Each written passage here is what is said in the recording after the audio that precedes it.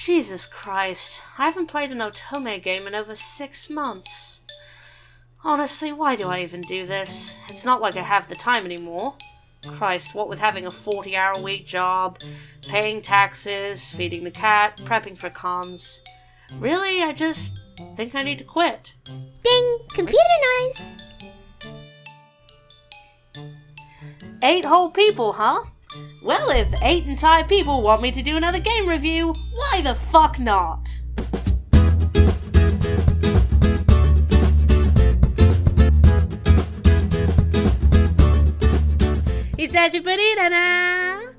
That's Asian for I really dropped the ball on this whole YouTube thing. Well, this is the first Otomenia in 6 months, making it, Halloween, Christmas, New Year's, and Valentine's episode! That hit me in the boob. But you're not here to hear me make excuses, you're here to hear me cuss and complain about dating 2D boys. So, let's get going with a game that was requested by 2 people. Cinderella Phenomenon is the second game by up-and-coming indie development studio Daisuke. Get it? Daisuke? Previously, they made another game based on children's fairy tales. Not that I'm knocking that, really. I mean, God knows I'll probably review it down the line. You play as Lucette Riella Britton. Sweet! Got that right on my first fucking take. She's the fiery, red-haired princess of Angel, a literal fairy tale kingdom that was once ground zero for a war between witches and fairies, touched off by the writings of an irresponsible folklorist. Lucette's in a bind, as her father, the king, recently remarried and seems eager to ignore her in favour of his shiny new family. Which makes sense, to be fair, seeing as how Lucette is an absolute turd. See, before Lucette's mother, the former queen, passed away, she passed on lots of lovely little pro-tips and anecdotes about how mankind is a wretched pile of squirrel shit to her sweet, impressionable daughter. So Lucette has become a sour, rude ice princess who deeply resents both her father and her new family, and is deeply disrespectful and distrusting of her many loyal subjects. In fact, she's such a bitter pill that a random witch decides to curse her, causing everyone in the kingdom to forget she even exists. Damned to a life of poverty, Lucette must undo her curse by doing 3 unselfish, noble deeds. Over the game, you watch her slowly grow into a decent person, and it is genuinely rewarding. That's right, this is an Otome game heroine with an actual character arc that isn't just single to taken. Of course, it's not as if you don't find some hot ass along the way. It turns out there's a whole community of folks who've been supernaturally slighted, and it just so happens that they're all attractive anime boys. Video games! God, I miss doing that. Characters romance. So each of the guys in Cinderella Phenomenon is afflicted with the fairy tale curse, where the nature of each of their curses is based on a particular children's classic. Some of them make a hell of a lot more sense than others. You'll see what I mean. First, we have Karma, the big sister of the cursed community. A bold, vivacious gal whose warm heart and flirtatious humour never fail to put a smile on everyone's faces. Also, Karma is a guy who identifies as 100% male. See, his curse makes him so supernaturally sexy that people of all orientations follow him everywhere and never leave him alone. So, he spends most of his time dressed as a feisty femme fatale, which somehow dulls the effects of the curse because heteronormativity? He may seem like your stereotypical pretty boy type, but his rants about beauty do have some weight, seeing as how not only is he drop-dead gorgeous no matter how he's presenting, but he's also a caring and noble soul, not to mention a badass swordsman. Rumpel, on the other hand, is not so complicated. He's an over-the-top flirt and a silver-tongued seducer who throws flowery compliments at every woman he meets.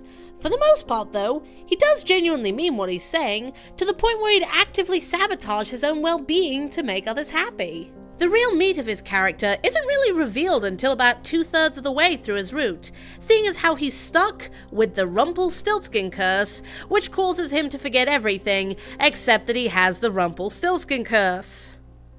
Rod is your new stepbrother. And yes, he's dateable.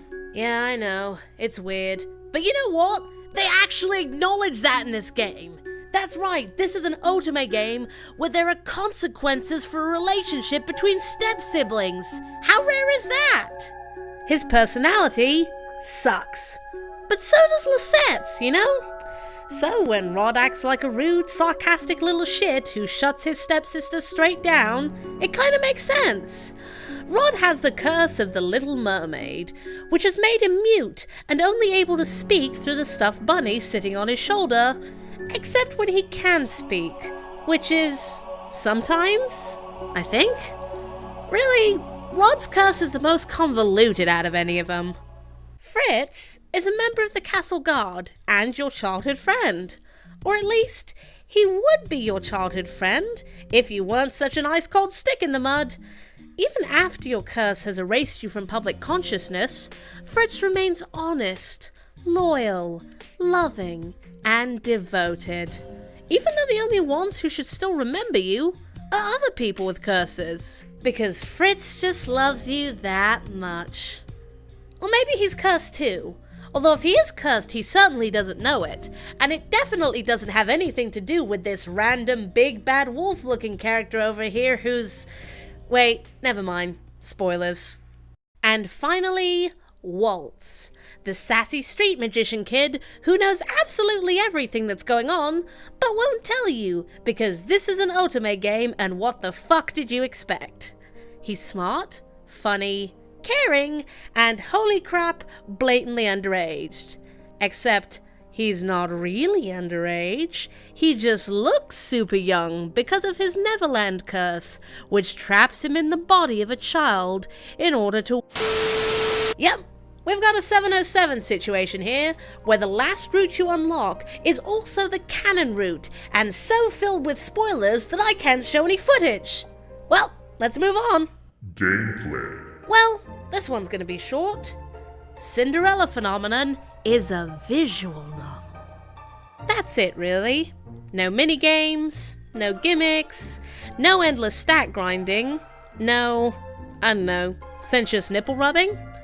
You just make choices, watch for this little magic crystal thing which dings every time you do something that gives a particular guy a boner, advance plot, get ending, and everyone lives happily ever after.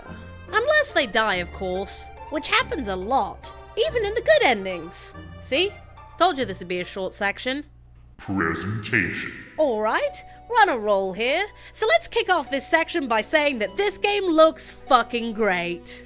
The first thing that grabbed me about Cinderella Phenomenon was how sleek and professional the game looked. Even after the disaster that was Oz Mafia killed any desire I had to play another game about fairy tales. I mean, shit! The colours are gorgeous, the backgrounds have charm, the sprites look a little weird sometimes, and the CGs are... mixed.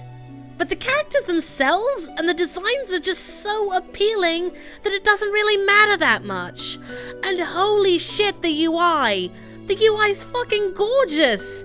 Just look at this font! And this text box! It's got textures!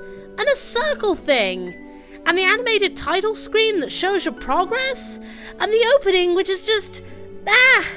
It's all so damn polished, especially for a game that doesn't cost a thing. Have I mentioned that this is a free game? Because it is! This game is 100% free to download and play. Hell yeah! Final thoughts. This game is exactly what I needed after 6 months of stress.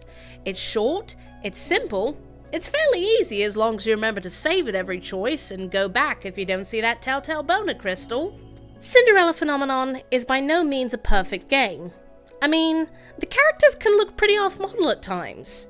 The music is royalty-free and utterly forgettable, and some routes in the game kind of a little too far on the cliché side, but overall, This is a damn great game. It absolutely blows my mind that a game this professionally put together is free to play, and that alone excuses a lot of the game's flaws. The plot is simple, the characters are tropey, the ending twists you can see coming from all the way across the convenient secret underground sewer tunnel, but Cinderella Phenomenon is a game that shows you don't have to be 100% original to do something well. And I know that sounds like a backhanded compliment, but no, I mean it. At its core, this is a game that's about stories we've heard time and time again, but it's the little touches that Daisuke added, the moments of flair that give it so much heart. This game is just sincere. It reminds me of back when I was a teenager, playing my very first Otome games, back before I was completely drowned in the genre. And for that, I'm really thankful. Other than that, I don't really know what to say. The game's free. Play it. Don't hesitate. And by the time you're done, maybe Daisuke will be finished with their first fan disc, Cinderella Phenomenon Evermore, which they just announced on their site. Well, that's it for this episode of Otomenia. Look forward to our next episode, coming out in the year 2020. Or, March.